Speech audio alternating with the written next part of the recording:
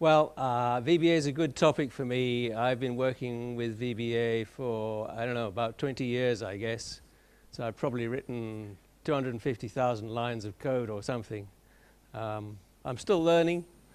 Anyway, we've got 40 minutes, maybe, to try and make VBA run 100 times faster. And I'll let you into a little secret right now. The first demonstration I do runs 20,000 times faster when I've finished than it does to start with.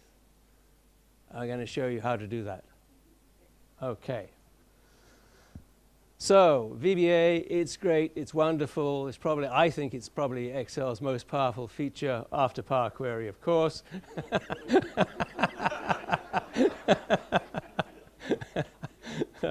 The bad news is it can take hours to run. You know, I've seen people doing calculations in VBA that take days. The good news is pretty easy to speed it up. Now, this is the big secret. Okay, there is a mountain between VBA and Excel. So anytime you want to bring something from Excel to VBA, or take stuff from VBA back to Excel, you've got to go across that mountain, and it takes a long time. The good news is it pretty much takes the same kind of time regardless of how much you carry with you. So the secret is very simple. You take as much as you can each journey, backwards and forwards. Easy. There's another little secret we'll come to, which is this magic green line. I call it phoning home after ETA, after ET. I'm collapsing here. Okay, that's better. Now, what happens when you phone home is you're trying to make Excel do the work for you. So, for instance, if you wanted to sort your data, it's much better to tell Excel to sort it rather than get the data into VBA and then sort it and then send it back again. It's kind of obvious, really. But we'll see some examples of that. So those really are the two big secrets. There's one more, of course. There's some basics. You've got to have an accurate timer if you're going to be trying to speed things up, because otherwise you don't know where you are. You've got to get rid of all this stuff that the macro recorder does, like selection and activation. And you've got to do some things to avoid some of the things that Excel does slowly. Funnily enough, updating the screen is one of the slowest things that happens in Excel. It gets slower every version because Microsoft put more and more and more function into it with conditional formatting, animation, all that kind of stuff. And then they try and do clever things under the covers to make it run just as fast, which they just about make work most of the time. And the other famous thing is displaying page breaks, which is incredibly slow because Excel has to go to the printer and say, well, what's your margin set at? And things like that in order to be able to work out where the page breaks should go. So we want to switch all that off before we start running VBA. Whoops. So that's the end of that little lot. We'll go back to Excel and see some real stuff.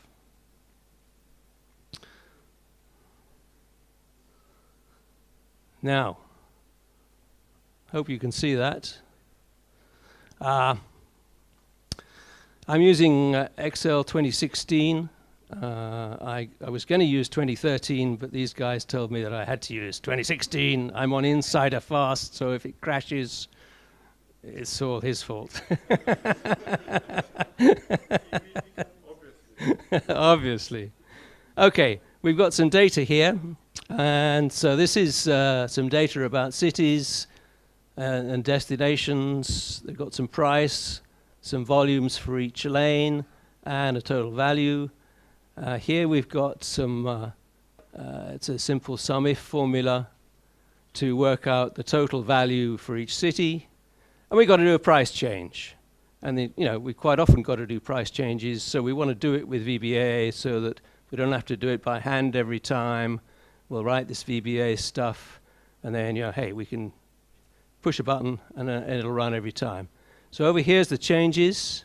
we got to change for each city, and I've turned it into a multiplier with a simple formula. So then all I've got to do is multiply the price by the multiplier and stick it back in the price column, and we're done. Okay, so let's take the first macro. Let's have a look at it.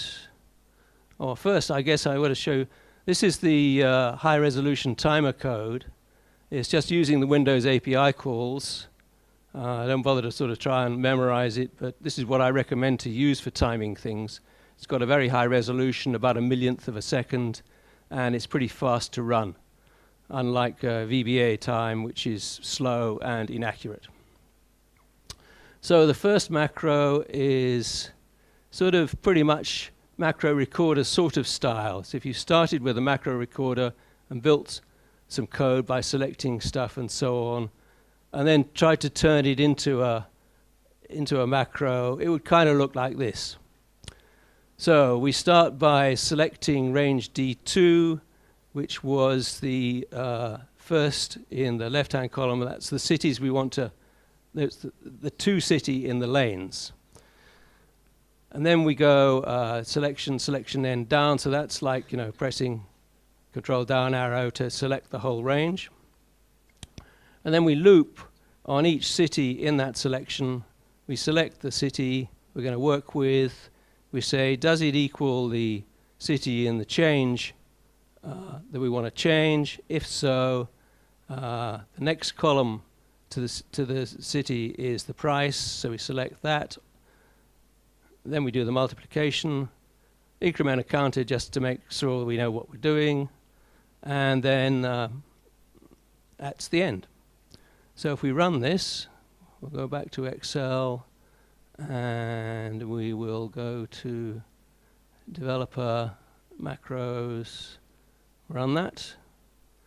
And we can see that it's spinning away and thinking to itself.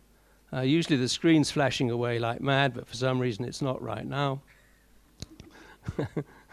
And it's thinking away, and eventually, after a certain number of seconds, it will finish anytime, real soon, now, we hope. Keep going. I know, yeah, absolutely. There we go, right, great. So it took about 28 seconds, and we found we were doing it only for one city because I knew this was going to be slow, so we couldn't do it for all 105 cities. Oh, by the way, there's 10,000 odd rows of lanes, and there's 105 cities, so we're trying to make 105 price changes to all those 10,000 rows. So that took 28 seconds. It's pretty slow. The screen should have been flashing, so that should have given us a clue as to what's wrong.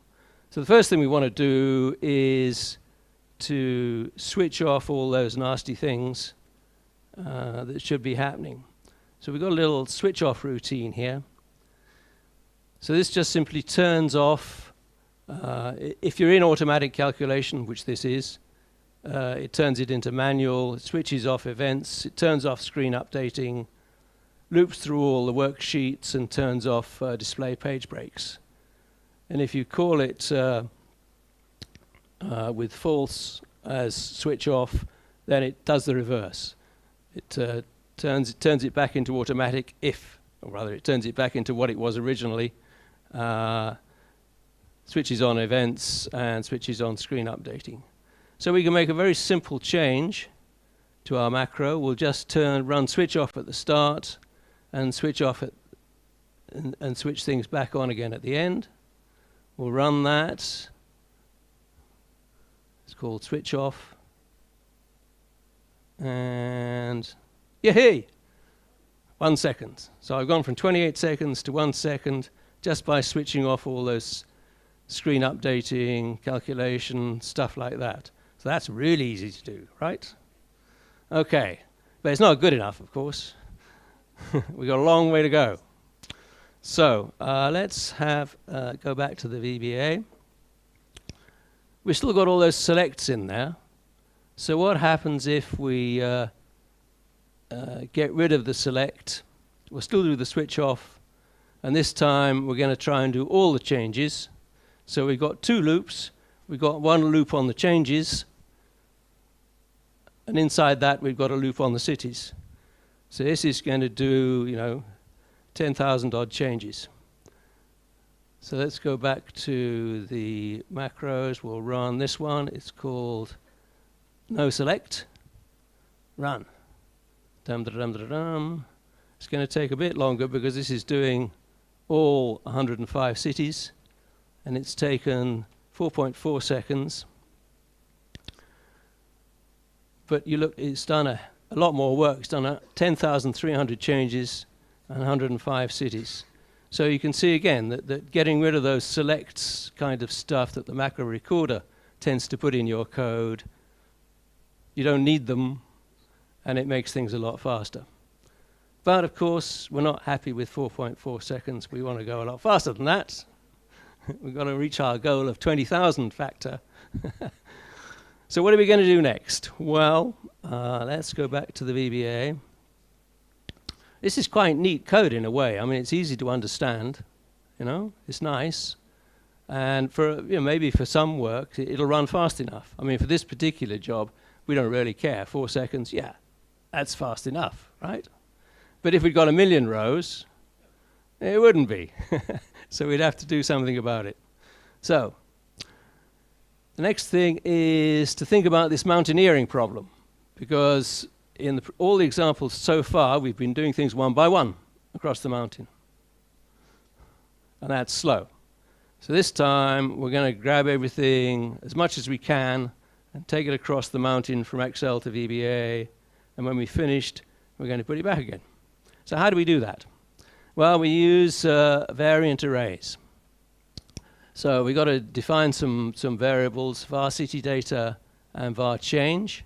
So I'm going to get all the change data into this variant array.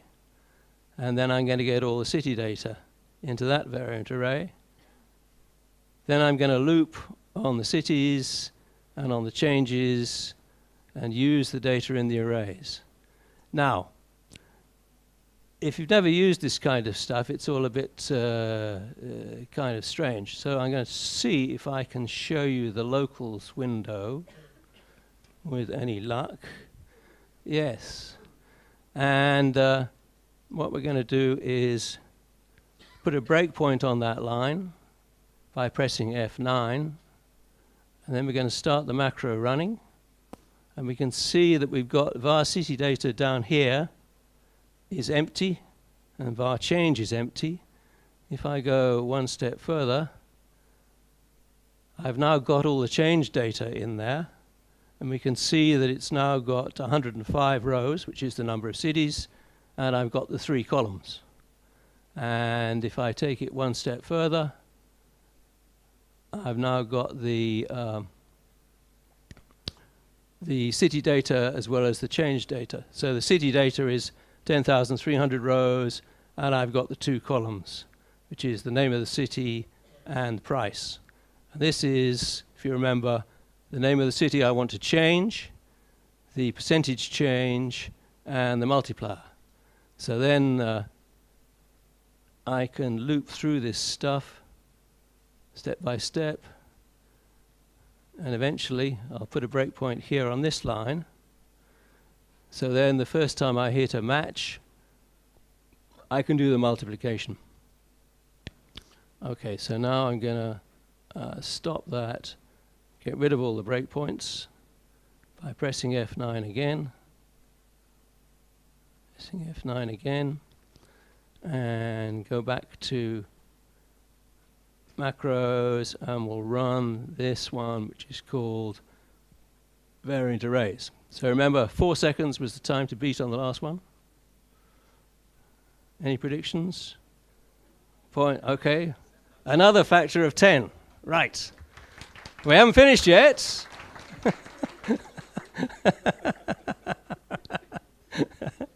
We got one more to go. Now, there's one other interesting thing I want to show you, which is this.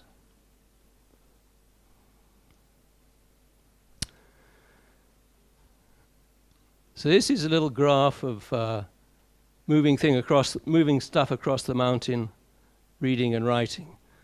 And you'll notice that this red line is the time to write stuff back, and the blue line is the time to read. So writing stuff back to Excel from VBA is much, much, much slower than reading from Excel. In fact, I mean, you can see the equations for the lines if you're interested, and these intercepts are actually the problem that you want to get rid of, because that's the amount of time it takes to do one journey before you start to go across the mountain. It's like sort of, we're having trouble getting out the front door, which happens to us sometimes, usually when we got kids, and all that kind of stuff. So it takes a long time to get out the door before you start going over the mountain, and then across you go. So maybe we can take advantage of that in our little macro. So if we look at the data, before, what I was doing was I was multiplying the price by this multiplier, and then I was writing back both the city and the price, because those are the data I had to get. So maybe if I split them in two and only write back the price column, because that's the only thing I need to actually change, it'll go faster. That's one trick. Let's have a look. The other thing we're going to do is these variant arrays we're using are very nice, but a variant is quite a complicated thing in Excel, because you can stuff any kind of data you want into it. It can hold a string, a date, a number, an error, a null, empty, all those kinds of things. And in the future, presumably, it's going to hold even more fancy things. I don't know. And we get these new data types. So one thing we can do is to try and minimize, when you take something out of a variant array and turn it into a string to compare it, for instance, that takes quite a long time. So we don't want to repeat doing that all the time. So what we can do is convert the variants into proper strings and proper numbers. So that's what I'm doing here. I'm using dynamic arrays here. Everybody know about dynamic arrays? Okay.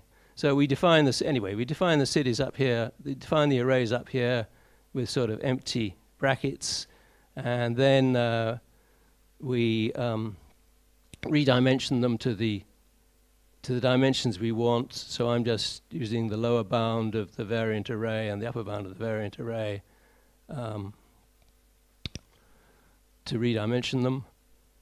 And then I'm looping through and doing the conversion one time. So I'm creating a string array out of the variant array and a double array out of the variant array. So we've got the cities and the change in there separately. I get the cities column into one variant array, and I get the prices column into another variant array. Now that's slightly slower than getting both those columns at once, because I had to make 2 journeys across the mountain, right? But I can take advantage of that later on, because now I can only put one of them back. And since writing is so much slower than reading, although it's slower to read the 2 columns separately, I win, because it takes less time to write them back. Now, what else? Okay, comparing strings in VBA is very slow, because they're nasty things like Unicode, byte arrays and things internally, and they don't know, VBA doesn't really, it's not good at handling strings. Drawback.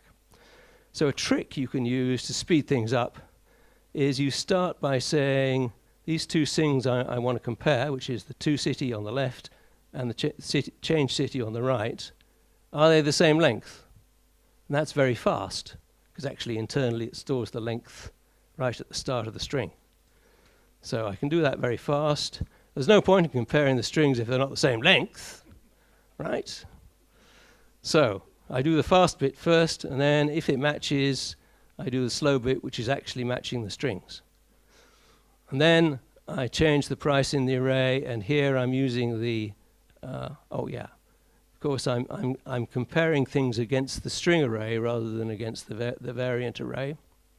So that's a string-to-string comparison. No conversion from variants to strings. Then I got to do the calculation by changing the price. Now, I can't avoid doing, at least I haven't thought of a way of avoiding doing the conversion from here, the variant, to a double. Too bad. Just got to do it. And then at the end, I just got to put the prices back rather than both the prices and the cities. So, okay, let's see if we run that, how long it's going to take. So this is type changes. Ta-da, 0.092. Okay. Now, the very first one ran in 22 odd seconds, but it was only running, for one city. So if we'd run it for the whole cities, it would have taken around 40 minutes to run. Okay, so we've gone from 40 minutes to 0.092 seconds, which I reckon is about 20,000, give or take a bit anyway. Yay!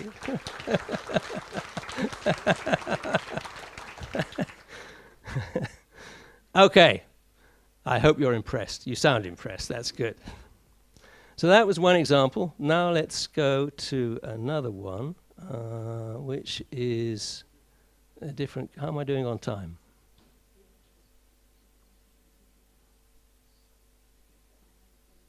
$10 minutes. Okay.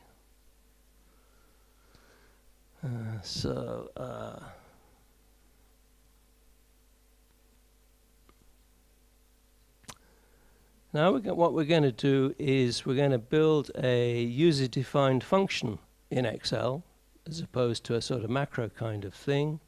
Just got to find it somewhere. Here we go. So this is doing a linear interpolation. We've got some data down here on the left. It's actually about water levels in a dam or something, and you can get different flow rates depending on the amount of water you've got in the dam. And I want to find out for these particular water levels what the actual flow is. And I've got 4 different methods of doing it, and we'll go through those. The linear interpolation just says, okay, I want a value that's between these two things. So I've got to find these two values and then just draw a straight line between them and look up the actual value that I've got to find. So it's a, it's not a hugely complicated calculation.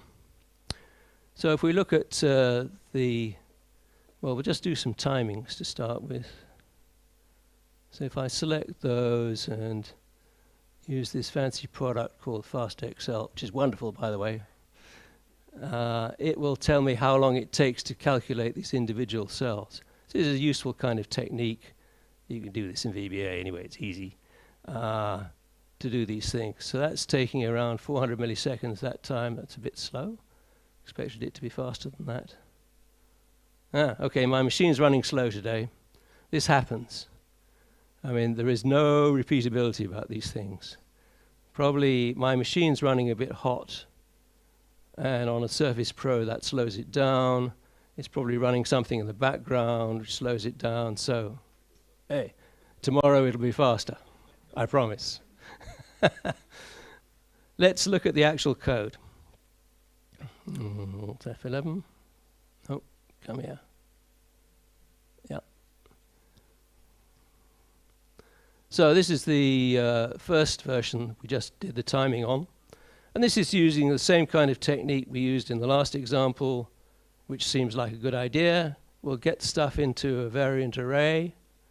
We'll loop through the array until we find the first value that's greater than the lookup value. So we found the intersection point.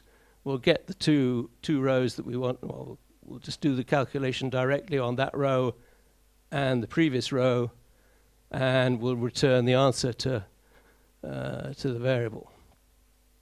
Oh, one thing I forgot to mention, actually, in the previous example, I'm using this funny thing called .value2 up here.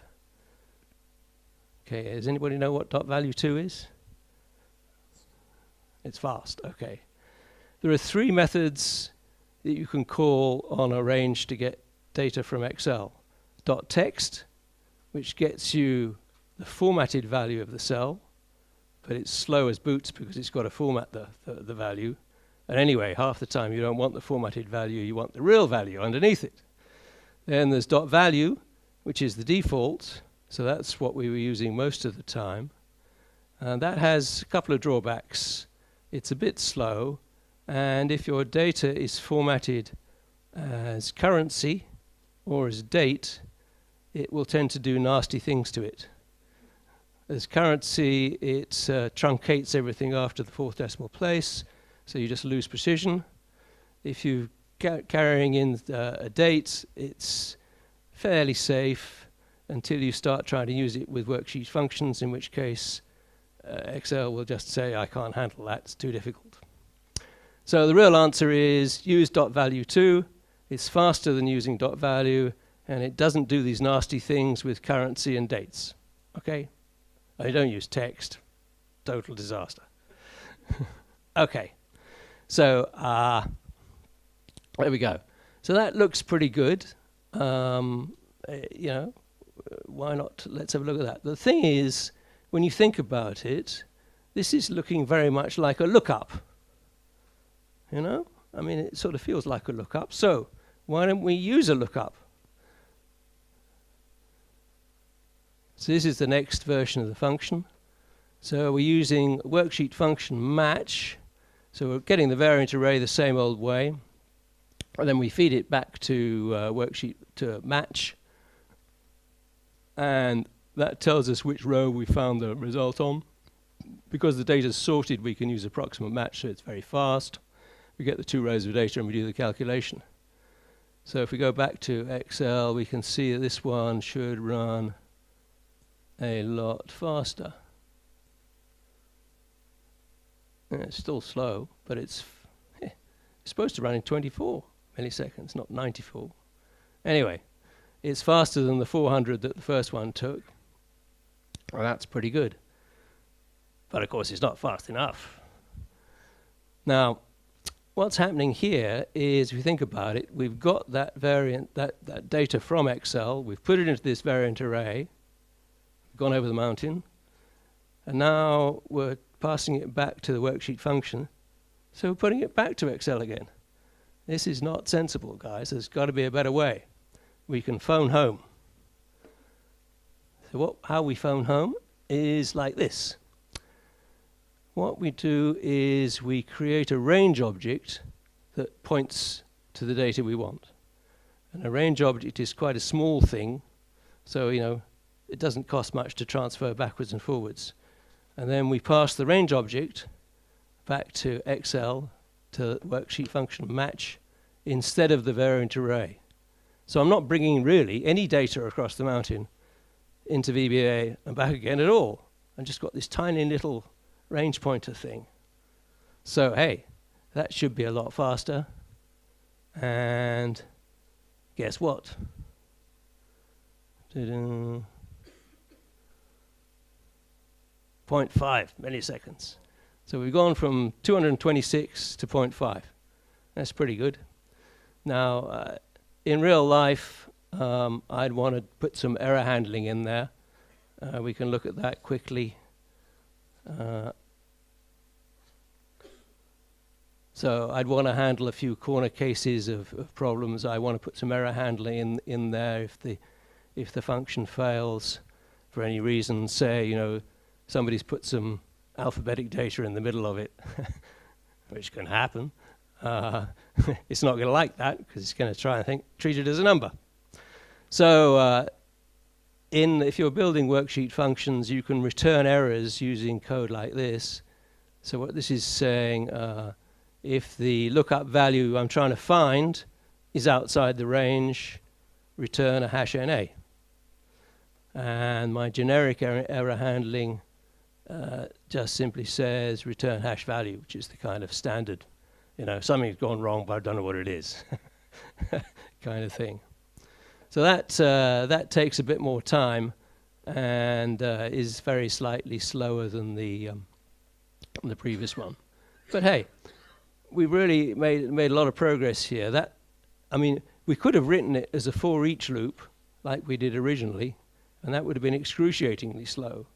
We started by using the variant array approach, which is fast, but we went a lot faster. 5? 5, right.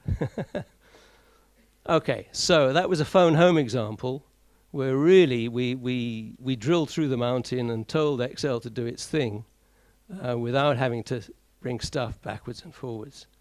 In UDFs, of course, you don't need to switch things off because it's meaningless for a function to try and switch off screen updating or change calculation mode. Excel won't let you do that kind of thing because it's a function. All it does is return stuff to a cell. Now, of course, we could have made this even faster, actually, if we built it as an array function. So it would take, it would do all this in one go and return the whole set of answers. But I haven't got an example of that, so I'm not going to show you how to do it. But just a thought to bring you. 5 minutes, right. Okay, I'm on page 2 of my notes.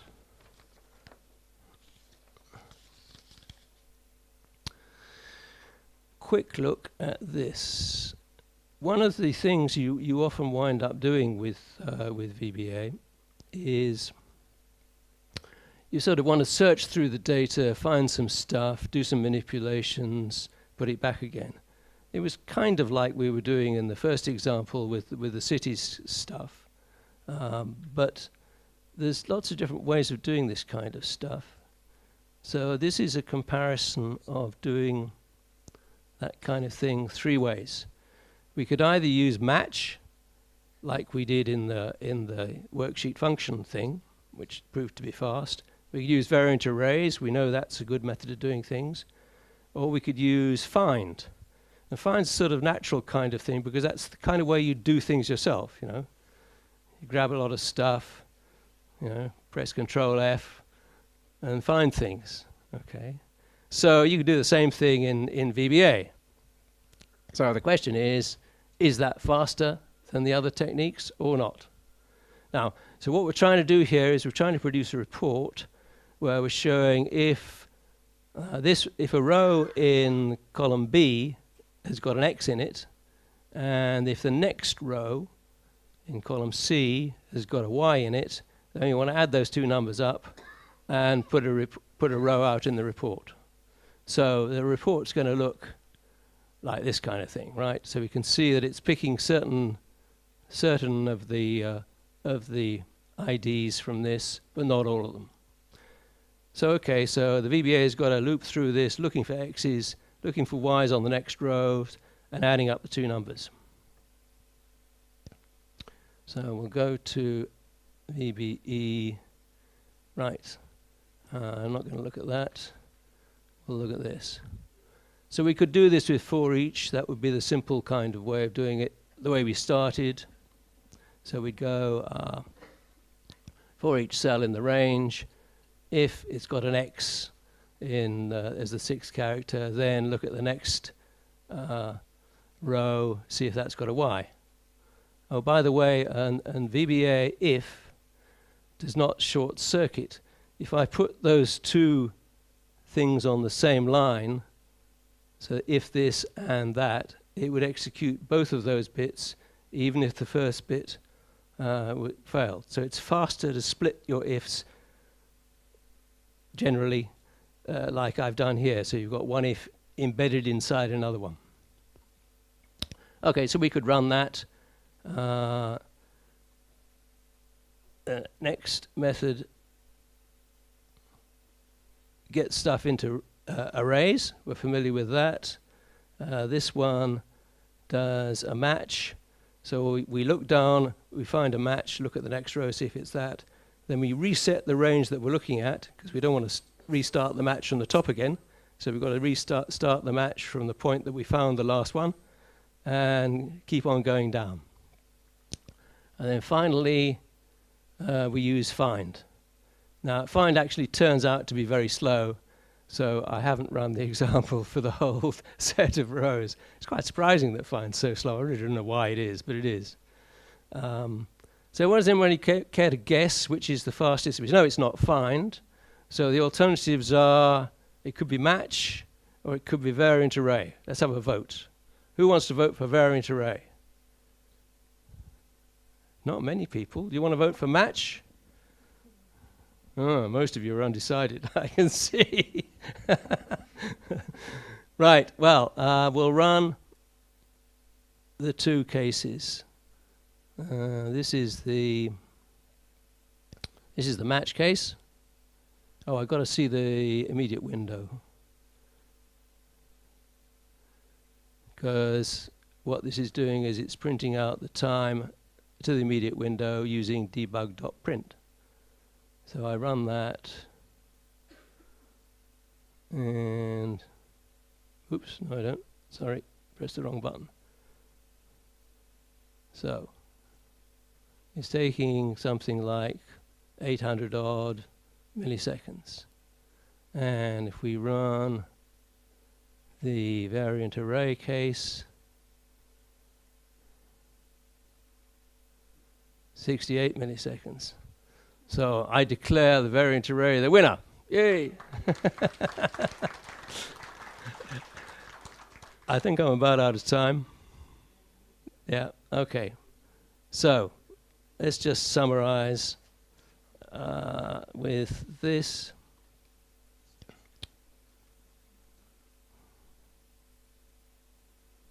Ta-da.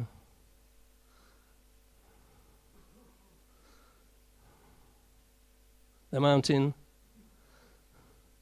speed up basics, get rid of all those silly things, can be fast, avoid mountaineering.